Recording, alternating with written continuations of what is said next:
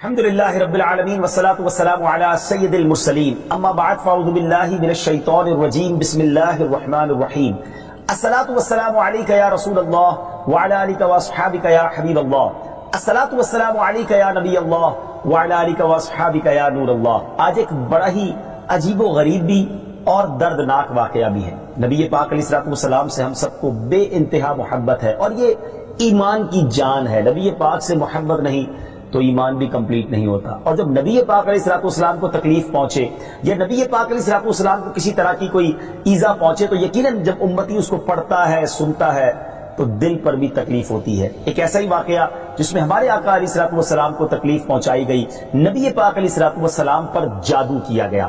ناظرین، آج یہ واقعہ ہم سنیں گے اور یہ قرآنی واقعہ ہے اور اس کے ذریعے بہت ساری باتیں بھی سنیں گے۔ جادو کے بارے میں بڑے مسکنسیپشن ہیں لوگوں کے ذہنوں میں، اور سمجھتے ہیں کہ جادو توڑ کرنے کے لیے بڑے عجیب و غریب عمل کرنے پڑیں گے، بڑے گناہوں والے کام کرنے پڑیں گے، اللہ کی ناراضگی والے کام بھی لوگ کرنے کے لیے تیار ہو جاتے ہیں، حرام اور ناجائز کام کرنے کے لیے تیار ہو جاتے ہیں اور سمجھتے ہیں کہ اس سے جادو سے بچا جا سکے گا۔ البتہ جادو کروانے کے لیے بھی لوگ بڑے ہی ناجائز اور حرام کام کرتے ہیں جو کہ جہنم میں لے جانے والے کام ہوتے ہیں۔ اللہ مجھے اور آپ کو ہمیشہ جادو ٹونے آصف سے محفوظ رکھے، ہر قسم کی بلاؤں سے محفوظ رکھے، اور آج قرآن کے ذریعے سمجھیں گے کہ جادو کا علاج کیا ہے، جادو ہو جائے تو بچا کیسے جا سکتا ہے، اور نبی پاک علیہ السلام پر جب جادو ہوا تھا، جادو کرنے کی کوشش کی گئی تھی، اس کا نتیجہ کیا نکلا۔ ناظرین، توجہ کے ساتھ آپ نے سلسلے میں شامل رہنا ہے۔ روایت یہ ہے کہ لبید بن عاصم یہودی اور اس کی بیٹیوں نے نبی پاک علیہ السلام پر جادو کر دیا، جس کا اثر پیارے آقا علیہ السلام کے جسم پر نمودار ہوا۔ طبیعت شریف جو ہے وہ کچھ ناساز ہونے لگی، آپ کے قلب، آپ کی عقل مبارک اور آپ کے اعتقادات پر کوئی اثر نہ ہوا، صحت مبارک پر تھوڑا سا اثر ہوا۔ چند روز بعد حضرت جبریل امین بارگاہ رسالت میں حاضر ہوئے اور عرض کی، یا رسول اللہ صلی اللہ علیہ وسلم، ایک یہودی نے آپ صلی اللہ علیہ وسلم پر جادو کر دیا ہے، اور جادو کا جو سامان ہے وہ فلاں کنویں میں ایک پتھر کے نیچے دبا ہوا ہے۔ سرور کائنات علیہ السلام نے حضرت علی مولا کائنات شیر خدا کرم اللہ تعالی وجہ الکریم کو بھیجا۔ انہوں نے کنویں کا پانی نکالا اور پتھر اٹھایا تو اس کے نیچے سے کھجور کے گھابے کی تھیلی برآمد ہوئی، یعنی کھجور کے جو چھلکے ہوتے ہیں اس طرح کی تھیلی برآمد ہوئی، اور اس میں نبی پاک علیہ السلام کے منہ مبارک جو کنگھی سے ٹوٹے تھے، اور کنگھی کے ٹوٹے ہوئے کچھ دندانے، اور ایک ڈور یا کمان کا چلہ جس میں 11 گٹھانے لگی ہوئی تھی، اور ایک موم کا پتلا تھا جس میں 11 سوئیاں چبھی ہوئی تھی۔ یہ سب سامان پتھر کے نیچے سے نکلا، اور یہ مولا علی کرم اللہ تعالی وجہ الکریم یہ سارا سامان لے کر نبی پاک علیہ السلام کی بارگاہ میں آ گئے۔ اس کے بعد سبحان اللہ، اب اس کا توڑ کیسے آیا، اس کا علاج کیسے ہوا، اس کا حل کیا نکلا؟ جبریل امین اللہ تبارک و تعالیٰ کی بارگاہ سے سورہ فلق اور سورہ ناس لے کر حاضر ہوئے، یعنی اب جو سورہ فلق اور سورہ ناس ہے وہ نازل ہوئی، اور ان دونوں صورتوں کو ملائیں تو ناظرین اس میں 11 آیتیں ہیں۔ ہر ایک آیت کے پڑھنے سے ایک ایک گرہ کھلتی جاتی تھی، یہاں تک کہ سب گرہیں کھل گئی اور پیارے آقا علیہ السلام بالکل شفایاب ہو گئے۔ سبحان اللہ، سبحان اللہ۔ ناظرین، اب اس واقعے سے بہت ساری باتیں میں نے اور آپ نے سیکھنی ہیں۔ پہلی بات یہ ہے کہ یہ بخاری شریف میں ہے کہ پیارے آقا علیہ السلام جب بستر شریف پر تشریف لاتے تو اپنے دونوں ہاتھوں پر دم کرتے اور اپنے سر سے پاؤں تک پورے جسم پر اپنے ہاتھوں کو پھرایا کرتے، جہاں تک دست مبارک پہنچ سکتے یہ عمل 3 مرتبہ فرماتے، یعنی نبی پاک علیہ السلام ان دونوں صورتوں کا اپنے اوپر بھی دم کیا کرتے۔ اور ایک اور جگہ پر بھی یہ ہے، حدیث عائشہ رضی اللہ تعالیٰ عنہ میں ہے کہ جب نبی پاک علیہ السلام کے گھر والوں میں سے کوئی بیمار ہوتا تو آپ علیہ السلام ان دونوں صورتوں کو پڑھ کر اس پر دم فرمایا کرتے تھے۔ تو یہ نبی پاک کے معمول میں تھا۔ تو آج اگر ہم میں بھی کوئی بیمار ہو جائے، فیملی میں کوئی بیمار ہو جائے، اپنے آپ کو من آفتوں سے بچانا چاہتے ہیں تو اول آخر 3 بار درود پاک پڑھیں، سورہ فلق اور سورہ ناس کی تلاوت کریں، اپنے ہاتھوں پر دم کر کے اپنے جسم پر پھیر لیں، کسی مریض پر دم کر دیں، انشاءاللہ اس کی برکت ملے گی۔ یہاں ایک اور مسئلہ بھی سیکھنے کو ملے گا کہ تعویذات اور عملیات میں جس میں کوئی لفظ کفر و شرک کا نہ ہو وہ جائز ہے۔ اسی طرح گنڈے بنانا اور ان پر گرے لگا کر آیات قرآن اور اسماء الہیہ پڑھ کر پھونک مارنا بھی جائز ہے، یعنی تعویذات اگر شرک سے پاک ہیں، اگر کفریہ کلمات سے پاک ہیں تو وہ کرنے میں کوئی حرج نہیں، وظائف کرنے میں کوئی حرج نہیں، یہ قرآن و حدیث سے ثابت ہے اور آپ نے یہ سنا۔ ناظرین سیکھنے کو کیا مل رہا ہے؟ خلاصہ یہ ہوا کہ سورہ فلق یعنی قل اعوذ برب الفلق اور قل اعوذ برب الناس، یہ دونوں صورتیں جن اور شیاطین، نظر بد اور آسیب اور تمام امراض خصوصاً جادو ٹونے کا مجرب علاج ہیں۔ ان کو لکھ کر تعویذ بنائیں، گلے میں پہنائیں اور ان کو بار بار پڑھ کر مریض پر دم کریں اور کھانے اور پانی اور دواؤں پر پڑھ کر پھونک دیں اور پھر مریض کو کھانا وغیرہ کھلائیں، انشاءاللہ عز و جل ہر مرض اور بالخصوص جادو ٹونا دفع ہو جائے گا، مریض شفا یاب ہو جائے گا۔ اسی طرح قرآن مجید کی دوسری تمام صورتوں کی خصوصی خواص ہیں جن کو بہت خوبصورت کتاب جنتی زیور ہے اس میں بھی آپ پڑھ سکتے ہیں ناظرین۔ اسی طرح ہمیں چاہیے کہ قرآن پاک کی تلاوت کرتے رہیں، قرآن پاک کی ہر حرف میں شفا ہے، برکتیں ہیں، اور آج خاص طور پہ ہمارے ناظرین کو گویا وظیفہ، قرآنی وظیفہ مل رہا ہے۔ بہت سارے ناظرین یہ گزارش کرتے ہیں کہ ہمیں کوئی وظیفہ بتایا جائے، تو دیکھیں آج تو قرآن کے ذریعے، اور وہ وظیفہ جو نبی پاک کو رب کی طرف سے عطا ہوا، پیارے آقا علیہ الصلوۃ والسلام کو بھی شفا نصیب ہوئی، تو ہمیں ضرور اس کو اپنانا چاہیے۔ ناظرین اس سے پہلے کہ میں مزید اس معاملے میں آگے بڑھوں، میں چاہتا ہوں کہ دونوں صورتوں کی تلاوت اور اس کا ترجمہ پہلے سن لیتے ہیں اور پھر مزید اس بارے میں بات کرتے ہیں کہ اس حیرت انگیز واقعے سے مجھے اور آپ کو مزید کیا سیکھنے کو ملتا ہے۔ پہلے سورہ فلق کی تلاوت ہوگی، سورہ ناس کی تلاوت ہوگی۔ میں یہاں ایک اور بات بھی کہنا چاہوں گا، کچھ لوگ یہ کہتے ہیں جناب ہم وظیفہ کرتے ہیں اثر نہیں ہوتا، برکت نہیں ملتی۔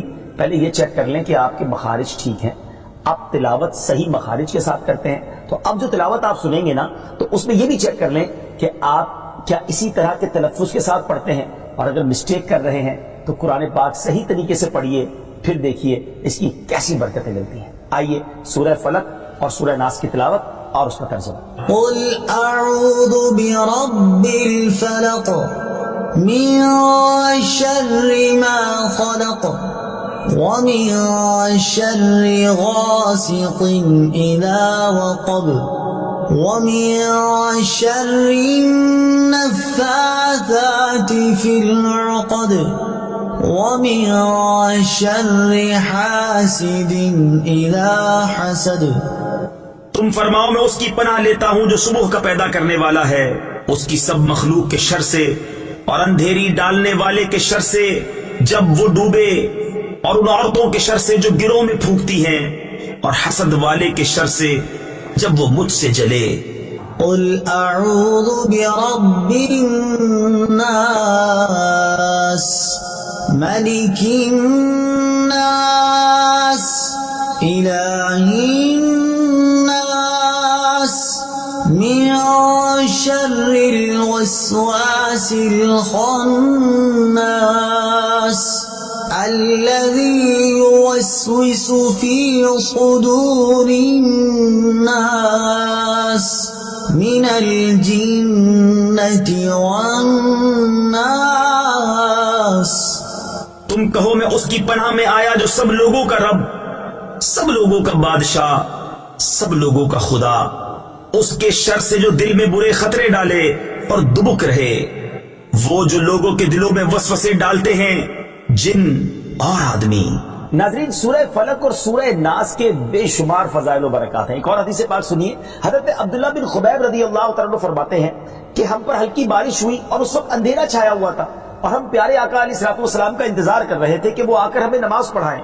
پھر نبی پاک علیہ الصلوۃ والسلام ہمیں نماز پڑھانے کے لیے تشریف لائے اور ارشاد فرمایا پڑھو۔ میں نے عرض کی کیا پڑھوں؟ ارشاد فرمایا صبح و شام 3 بار قل هو اللہ احد، قل اعوذ برب الفلق اور قل اعوذ برب الناس پڑھو، ان کی تلاوت کرنا تمہیں ہر بری چیز سے بچائے گا۔ چلیں ایک اور وظیفہ مل گیا، سورہ اخلاص کو بھی شامل کر رہے ہیں، تو صبح و شام پڑھیں تو انشاءاللہ بری آفتوں سے، مصیبتوں سے، جادو ٹونے سے، آسیب سے، ان طرح کی بلاؤں سے انشاءاللہ محفوظ رہیں گے۔ ناظرین یہاں کچھ مسائل بھی سیکھ لیتے ہیں۔ حضرت اسماء بنت امیس رضی اللہ تعالیٰ عنہ نے عرض کی یا رسول اللہ صلی اللہ تعالیٰ علیہ وسلم، جعفر کے بچوں کو جلد نظر ہوتی ہے، کیا مجھے اجازت ہے کہ ان کے لیے عمل کروں؟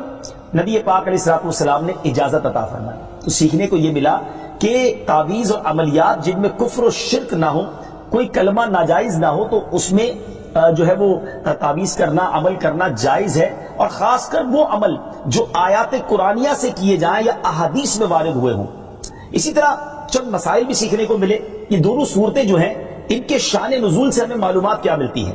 نمبر ایک، جادو اور اس کی تاثیر حق ہے۔ کچھ لوگ جادو کا انکار کر دیتے ہیں، یہ درست نہیں ہے۔ جادو اور اس کی تاثیر حق ہے کیونکہ قرآن میں اس کا ذکر ہے، اور نبی پاک علیہ الصلوۃ والسلام پر بھی آپ کی صحت مبارک پر اس کا اثر ہوا۔ نمبر دو، نبی کے جسم پر جادو کا اثر ہو سکتا ہے، جیسے تلوار، تیر اور نیزے کا بھی اثر ہوتا ہے۔ یہ شان نبوت کے خلاف نہیں ہے۔ ہاں، ایسا اثر نہیں ہو سکتا کہ جس سے نبوت کے متعلقہ امور میں خلل آ جائے۔ حضرت موسیٰ علیہ السلام کے مقابلے میں جادوگر بالآخر اس لیے فیل ہوئے کیونکہ وہاں جادو سے معجزے کا مقابلہ تھا، ورنہ حضرت موسیٰ علیہ السلام کے خیال پر بھی اس جادو نے اثر کیا کہ ان کو خیال ہوا کہ یہ لاٹھیاں، رسیاں چل رہی ہیں۔ نبی کریم علیہ السلام کے خیال پر بھی اسی طرح یہی اثر ہوا تھا۔ نمبر تین، جادو کو دور کرنے میں سورہ فلق اور سورہ ناس کو خصوصی تاثیر حاصل ہے۔ نمبر چار، جادو، ٹونے اور عملیات اور اثرات اور بیماریوں کو ختم کرنے کے لیے قرآن پاک کی صورتوں اور آیتوں کو استعمال کیا جا سکتا ہے، اور بخاری شریف میں سورہ فاتحہ کو اس مقصد کے لیے استعمال کرنے کا بیان موجود ہے۔ تو سورہ فاتحہ کو سورہ شفا بھی کہا جاتا ہے، تو یہ بھی شفا کے لیے بڑا مجرب اور بڑا پیارا وظیفہ ہے۔ ناظرین، یہ چند باتیں تو ہم نے اس واقعے کے متعلق سیکھی، سورہ فلق اور سورہ ناس کے کچھ فضائل بھی سنے۔ میں یہاں ایک اور بات بھی کرنا چاہتا ہوں کہ آج کل پرابلم یہ ہو گیا ہے کہ اتنے عاملین آ گئے ہیں، اتنے عمل کرنے والے لوگ آ گئے ہیں، اتنے بورڈ ہمارے شہروں اور وطن میں لگ جاتے ہیں کہ ایسا لگتا ہے دوسرے آدمی پہ جن ہے یا اس پہ جادو ہو گیا ہے۔ خدا را جھوٹے عاملین سے اپنے آپ کو بچائیے۔ اگر جینے کی تمنا ہے تو کچھ پہچان پیدا کر۔ لوگوں کے گھر بک جاتے ہیں، لوگوں کی عزتیں پامال ہو جاتی ہیں، عجیب ماحول ہو گیا ہے۔ کچھ بد نصیب تو وہ ہیں جو کسی کو تباہ کرنے کے لیے جادو کروانے جاتے ہیں اور ہزاروں لاکھوں روپے خرچ کرتے ہیں، اور پھر بیچارے کچھ جب بیمار ہو جاتے ہیں تو اپنا بعض اوقات ڈاکٹری مسئلہ ہوتا ہے، وہ بھی کسی عامل کے ہتھے چڑھ جاتے ہیں اور وہ کہتا ہے جناب آپ کے گھر میں بہت برا عمل ہوا ہے، فلاں جگہ کوئی چیز دبی ہوئی ہے، اور اس کو اب سنبھالنے کے لیے، اس کو نکالنے کے لیے اتنے بکرے چاہیے، اتنے مرغے چاہیے، اتنے انڈے چاہیے، قبرستان میں یہ عمل کرنا ہوگا۔ اور پھر غریب آدمی اپنی چیزوں کو بیچ کر ہزاروں لاکھوں روپے دے دیتے ہیں اور خاندان کے خاندان ٹوٹ جاتے ہیں۔ ایسا نہ کریں، پلیز ایسا نہ کریں۔ بلکہ میں تو ان عاملین سے بھی گزارش کروں گا کہ حلال روزی کی طرف آئیں۔ دعوت اسلامی نے بڑا شاندار ایک انداز اختیار کیا، اللہ سلامت رکھے دعوت اسلامی کے مدنی ماحول کو۔ ناظرین، آپ سوچ رہے ہوں گے کہ پھر ہماری بیماریوں کے لیے ہم تعویذ کس سے لیں، ہم یہ وظائف کہاں سے لیں؟ آپ کی دعوت اسلامی ہے نا۔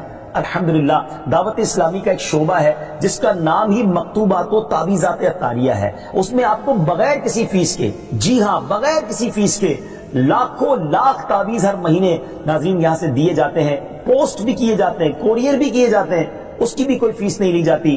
تو یہ تعویذات آپ دعوت اسلامی کے مرکز سے رابطہ کر کے لے لیجئے۔ آن لائن تعویذات کی سروس بھی موجود ہے۔ حالانکہ دعوت اسلامی کا اس ڈپارٹمنٹ پر لاکھوں کروڑوں روپے خرچ ہو رہا ہے، مگر اس لیے اس کو فری رکھا ہے تاکہ امت کے لیے آسانی ہو، دکھیاری امت جو ہے ان کے مسائل حل ہو جائیں، نہ جانے کس کی دعا لگ جائے اور ہمارا بیڑا پار ہو جائے۔ ہاں، اس میں یہ ضرور میں کہوں گا کہ وہ لوگ جو یہ پروگرام دیکھ رہے ہیں اور ان کو لگتا ہے کہ میں اس شعبے کو سپورٹ کروں، دعوت اسلامی جس شعبے میں خرچ کر رہی ہے اور نہ جانے کتنے دکھیارے مسلمانوں کی دعائیں لے رہی ہے، تو اگر آپ دعوت اسلامی کے شعبہ تعویذات عطاریہ میں سپورٹ کرنا چاہتے ہیں، اپنا ڈونیشن دینا چاہتے ہیں، تو بھی ہم سے رابطہ کر لیجئے۔ لیکن پلیز ان جھوٹے عاملوں سے اپنے آپ کو بچائیے۔ اور مجھے جو ناظرین سن رہے ہیں، ہر بندے پر جادو نہیں ہوتا، ہر بندے پر جن نہیں آ جاتا، ہر بات میں وسوسہ نہ لایا کریں، وظائف پڑھ لیا کریں۔ صبح و شام یہ وظیفہ ہمیں نبی پاک نے دے دیا ہے، صبح گھر سے پڑھ کر نکلے، شام گھر پر آ کر سونے سے پہلے پڑھ لے، آیت الکرسی سونے سے پہلے پڑھ لے۔ اللہ نے چاہا خیر آپ کا مقدر رہے گی،